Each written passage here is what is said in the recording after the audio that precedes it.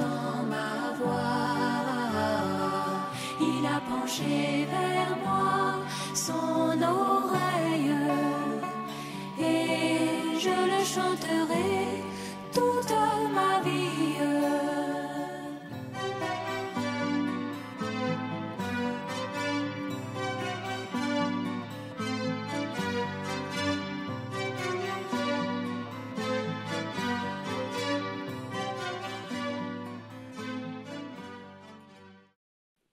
Veuillez vous lever, s'il vous plaît.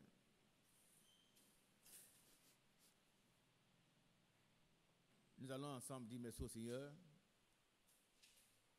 et lui confier la méditation de la parole de Dieu. Prions ensemble. Notre bien-aimé Père Céleste, nous voulons te dire merci infiniment, Père.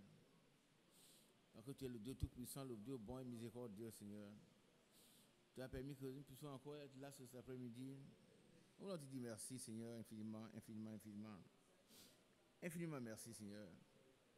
À toi les honneurs, le règne, la puissance, la magnificence au ciel des siècles. Oh Dieu, merci. Sois loué, exalté, magnifié, glorifié. Au nom de Jésus de Nazareth. Amen.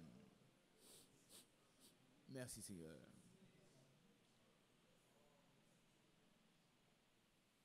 Gloire au Seigneur. Veuillez vous asseoir, s'il vous plaît. Je voulais vous saluer dans le nom du Seigneur. Ce grand nom qui est au-dessus de tout nom. Le nom de Jésus est au-dessus de tous les noms. C'est le Dieu sauveur, le créateur du ciel et de la terre. Et c'est lui que nous adorons. Nous sommes heureux de lui appartenir, d'être de troupeau où sa main conduit. Et c'est une joie pour nous de nous trouver chaque fois ici, en sa présence, où tout reverdit. Amen. C'est important, quand nous repartirons, nous serons restaurés totalement.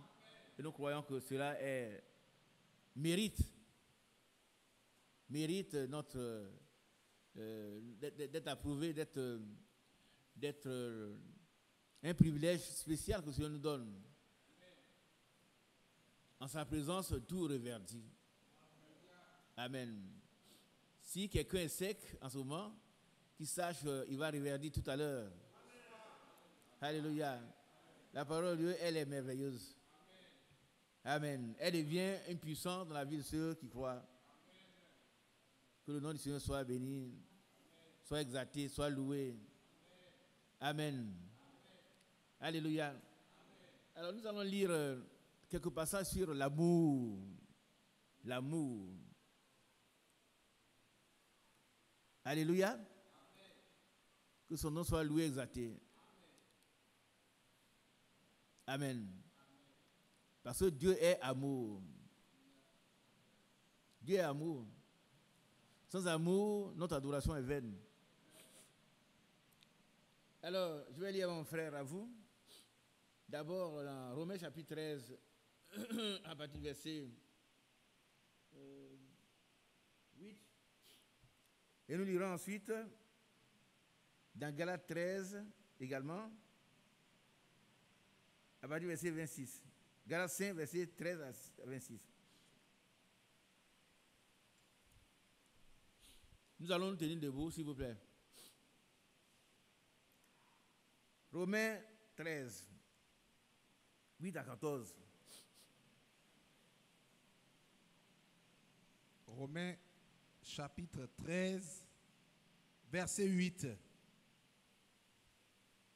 Ne devez rien à personne, si ce n'est de vous aimer les uns les autres. On dit Amen. Répète ça pour nous, frère. Romains chapitre 13, verset 8. Ne devez rien à personne, si ce n'est de vous aimer les uns les autres. Amen. Amen. Ça veut dire qu'on ne doit pas avoir de dettes. Qui a bien compris? Si tu dois à Gâteau, il doit lui rembourser son argent. Mais il doit l'aimer. Ma dette qu'il doit avoir, c'est de l'aimer. Ce n'est pas son argent. Il faut qu'on comprenne ça. Ce que je dois à bateau, je dois lui payer son argent. Mais je dois l'aimer. Rien à personne. Mais l'amour est une dette. Une vraie dette. Que nous devons payer. Continuons. Car celui qui aime les autres a accompli la loi. Est-ce qu'on a compris? Si tu aimes les autres, tu as accompli la loi. Si tu aimes ton frère, ta soeur, mais celui qui ne t'aime pas, celui qui ne t'aime pas, hein, mais le villageois, c'est-à-dire que le païen qui est là, que tu l'aimes, tu as accompli la loi. Celui qui aime les autres. C'est très profond, mais nous avons la foi que Dieu nous donnera la force d'exercer. Nous-mêmes n'avons pas de force. Mais nous allons arriver au point où, quand on va nous donner un coup de pied, nous allons dire, je te pardonne, je t'aime. Ça va, Dieu va nous permettre de faire cela. Continuons.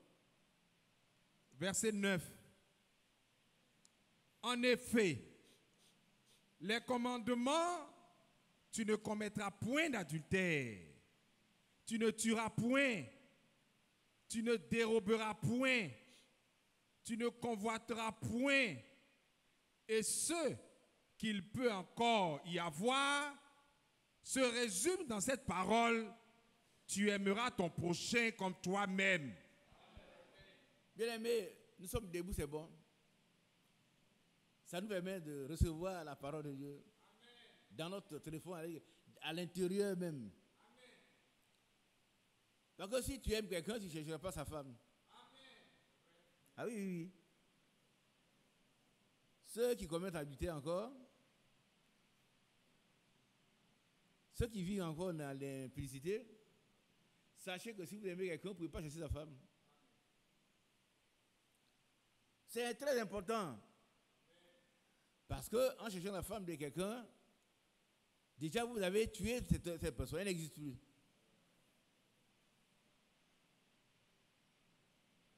Et personne n'accepte ça, personne. Vous allez payer adultère, plus vous donnez de l'argent, plus il est fâché. Je souhaite à chacun de vous n'ait jamais vu cette expérience-là. C'est pas bon. Donc si tu aimes quelqu'un, tu ne chercheras pas sa femme. Si tu aimes quelqu'un, tu ne chercheras pas son mari. Et c'est pour ça que toutes ces lois-là se résument: tu aimeras ton prochain comme toi-même.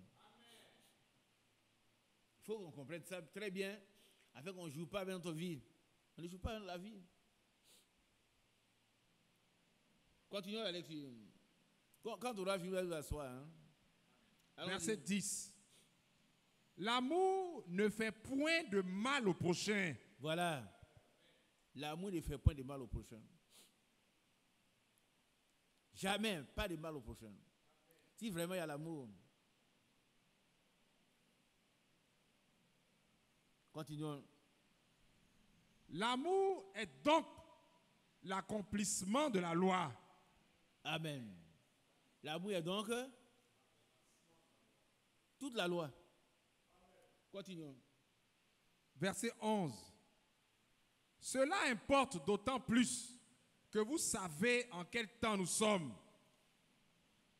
Nous sommes en quel temps? Nous sommes en quel temps? Quelle fin? Nous sommes à la fin de la fin des temps. Et nous devons exercer l'amour, qui est un sentiment de Christ lui-même. Parce que Dieu est amour. Dieu est amour. Et Dieu va nous donner le pouvoir de pouvoir pardonner à quelqu'un qui nous donne un coup de pied. C'est lui qui va nous rendre capable de le faire. Ce n'est pas moi, ce n'est pas vous.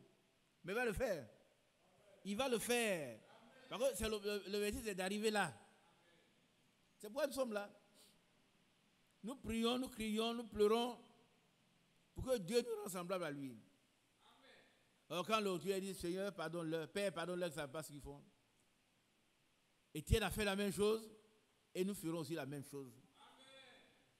Amen. Continuons. C'est l'heure de vous réveiller enfin du sommeil. Car maintenant, le salut est plus près de nous que lorsque nous avons cru. Amen. Bientôt, nous allons être enlevés. Bientôt. Quand? Je ne sais pas. Personne ne le sait. C'est pour ça que Dieu a envoyé un messager et un serviteur fidèle et prudent pour nous conduire, pour nous préparer pour l'enlèvement. Et avant l'enlèvement, nous aurons le témoignage qu'Enoch a eu. Dieu va nous rendre capables, il va nous rendre agréables à lui. Avant de nous aller. C'est lui qui va le faire. Donc, non, pas de crainte. Il suffit que nous soyons disposés et disponibles à nous laisser utiliser. Alors, Dieu va nous utiliser et nous rendre capables d'accomplir sa parfaite volonté. Alléluia. Continuons. Verset 12. La nuit est avancée, le jour approche. Dépouillons-nous donc des œuvres des ténèbres et revêtons les armes de la lumière.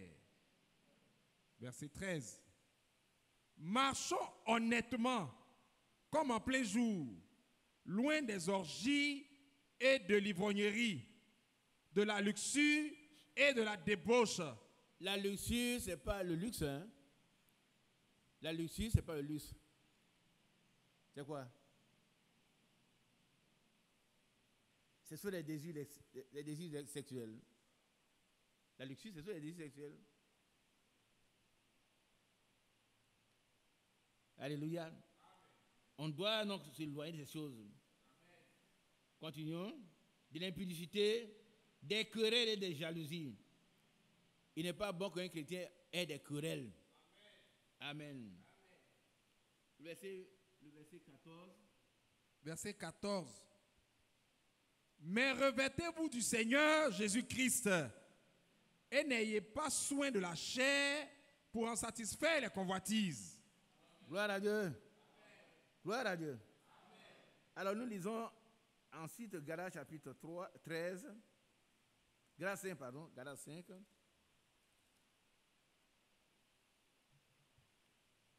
Galates 5. Vous pouvez vous asseoir. Galates 5 à partir du verset 13. Galates chapitre 5, verset 13. Frères, vous avez été appelés à la liberté. Seulement, ne faites pas de cette liberté un prétexte de vivre selon la chair. Il a bien compris. La grâce que Dieu a accordée,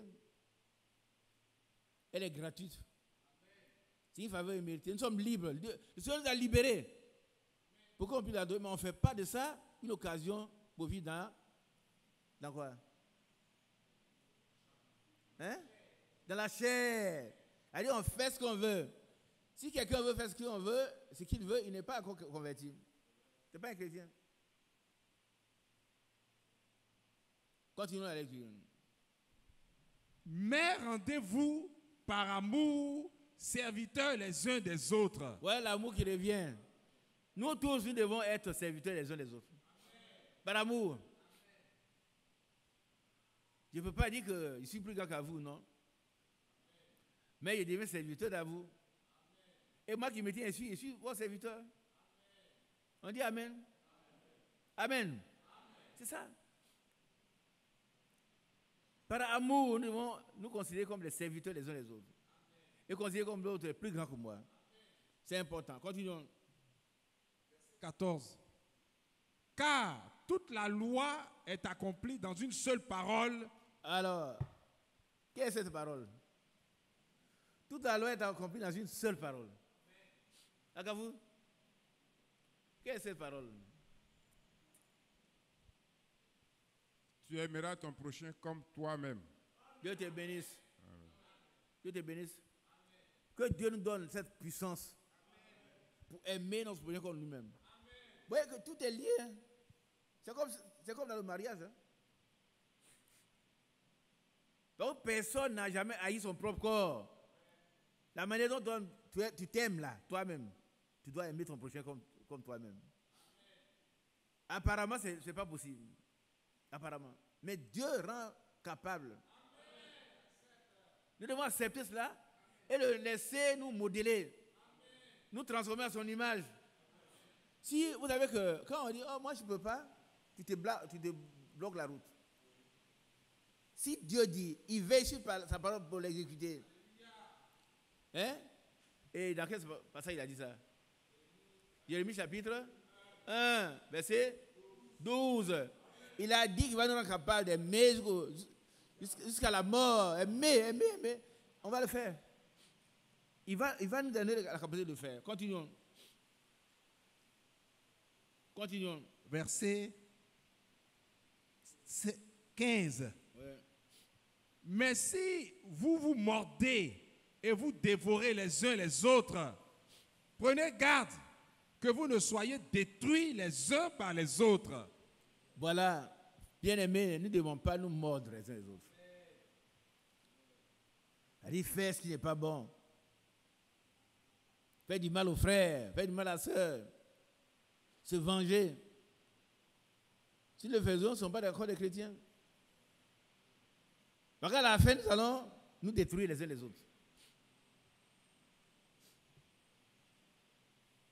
Nous devons avancer et arriver à la fin semblable à Christ. Amen. Continuons la lecture. Verset 16.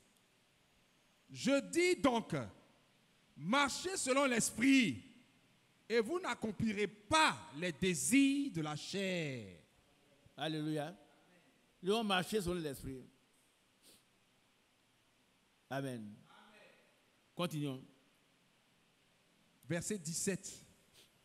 Car la chair a des désirs contraires à ceux de l'esprit, et l'esprit en a de contraires à ceux de la chair.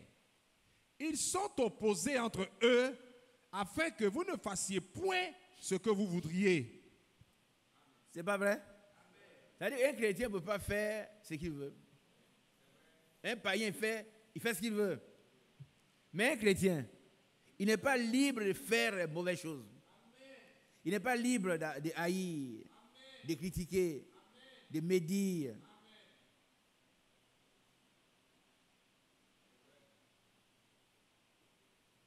Nous sommes en train de nous préparer pour être identifiés à Christ avant son retour. Nous ne sommes pas libres de faire ce que nous voulons, mais nous sommes libres de faire ce que Dieu veut que nous fassions. Uniquement. Hein? Et ce qu'il veut que nous fassions, c'est d'aimer. Tout à l'heure, tu as compris dans une seule phrase, cette parole, c'est l'amour. Continuons la lecture. Verset 18. Si vous êtes conduits par l'esprit, vous n'êtes point sous la loi. Gloire à Dieu.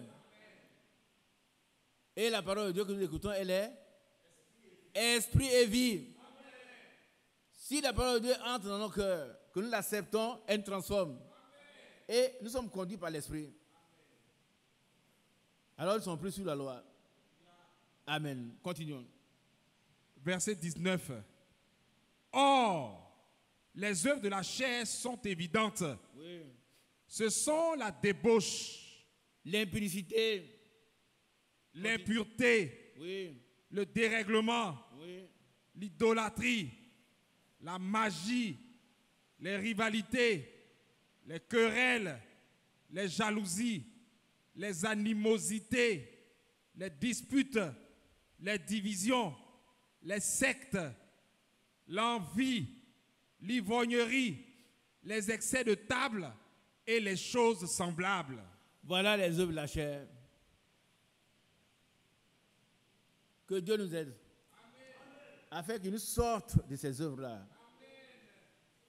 L'impureté, la dissolution, les sectes, la division. Et c'est pour ça que nous voulons que cette église soit restaurée. Qu'il n'y ait plus de division. Et Dieu le fera. Dieu va le faire. Amen. Plus de division dans l'église, plus de division dans l'église. Dans nos maisons, pas de division. Que nous soyons tous unis à Christ. Et que nous ayons le même pasteur, le grand pasteur, c'est Jésus lui seul. Continuons. Je vous dis d'avance, comme je l'ai déjà dit, que ceux qui commettent de telles choses n'hériteront point le royaume de Dieu. Il a compris. Répète ça, frère. Je vous dis d'avance, comme je l'ai déjà dit, que ceux qui commettent de telles choses n'hériteront point le royaume de Dieu.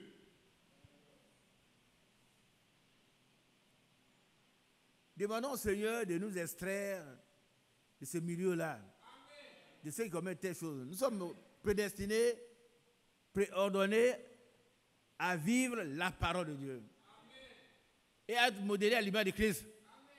À ne pas commettre les choses, parce que ceux qui commettent les choses n'hériteront point le royaume de Dieu. Alors, si on n'a pas, si on n'hérite pas, qu'est-ce qu'on vient chercher ici? Qu'est-ce qu'on vient ici? Chanter, non? Il y a des gens qui chantent partout. Ils chantent même mieux que nous. Ils chantent mieux que nous. Amen. Mais nous voulons hériter du royaume de Dieu. Nous voulons aller. Après l'enlèvement, il va rester les vieilles folles ici. Mais nous voulons être les vieilles sages. Continuons, mon frère. Mais le fruit de l'esprit, c'est l'amour. Amen. Le fruit de l'esprit, c'est l'amour. Continuons.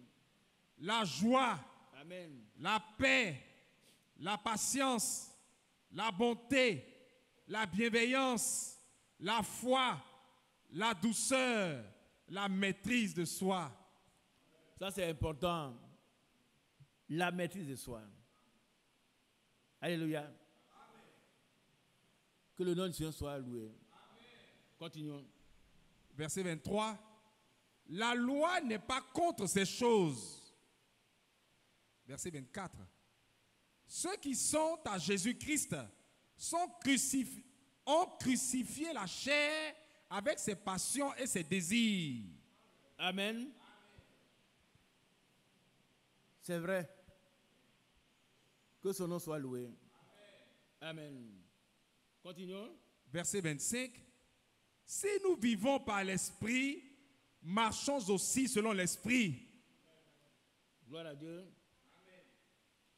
Merci Seigneur. Amen. Continuons. Verset 26. Ne cherchons pas une vaine gloire en nous provoquant les uns les autres, en nous portant envie les uns les autres, les uns aux autres. Gloire à Dieu. Vous les reconnaîtrez à leurs fruits. C'est le thème. Le chrétien, il se reconnaît à quoi? À ses fruits, aux fruits qu'il porte. Ce n'est pas à ses propos, mais quel fruit il porte?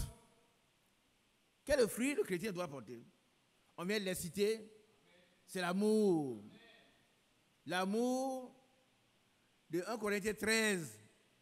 Si un chrétien ne manifeste pas cet amour, ce n'est pas encore un chrétien. Alléluia. Et on reconnaît le chrétien à l'amour qu'il manifeste.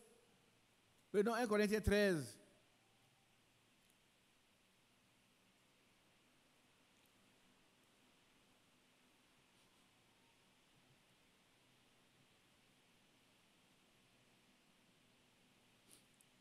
« 1 Corinthiens chapitre 13, Oui. verset 1.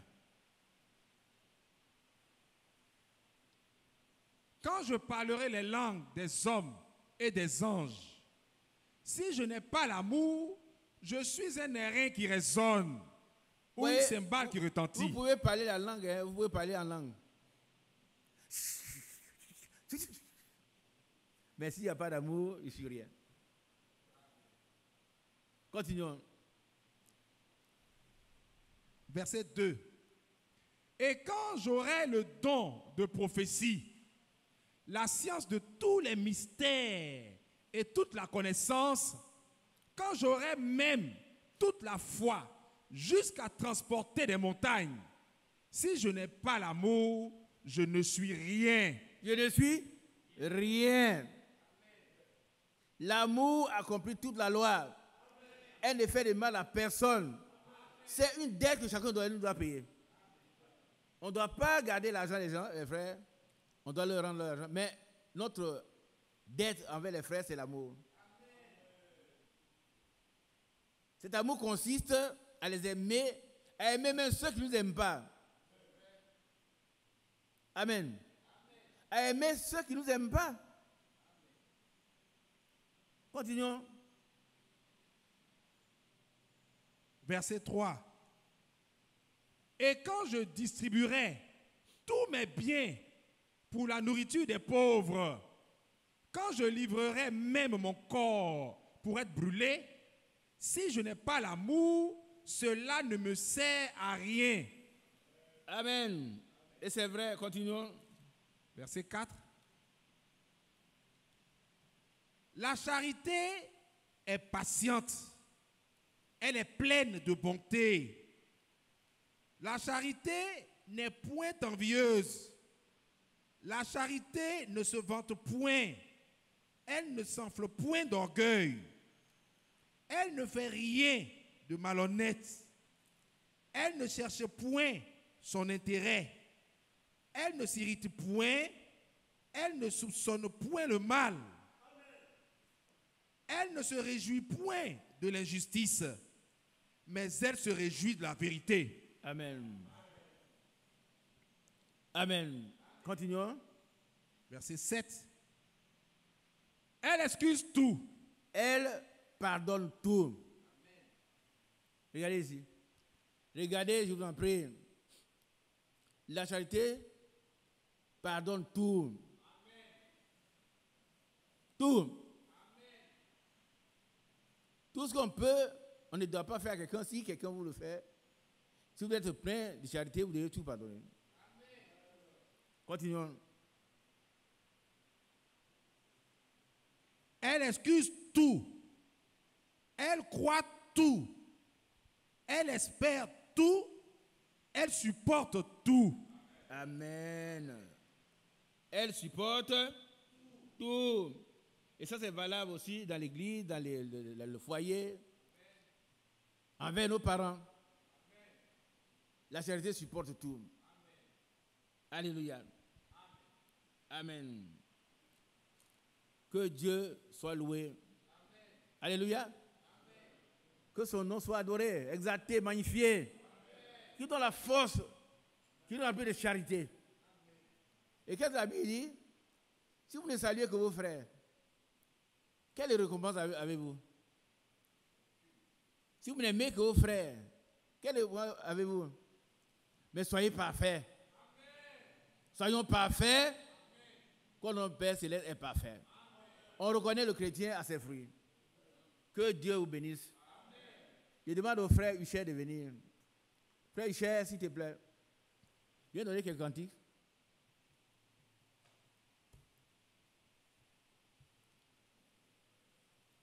Qui veut être plein de charité? Parce que Dieu est amour. Hein?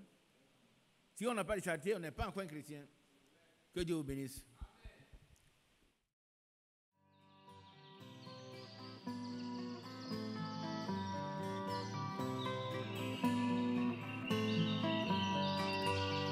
J'aime l'Éternel, car il entend ma voix.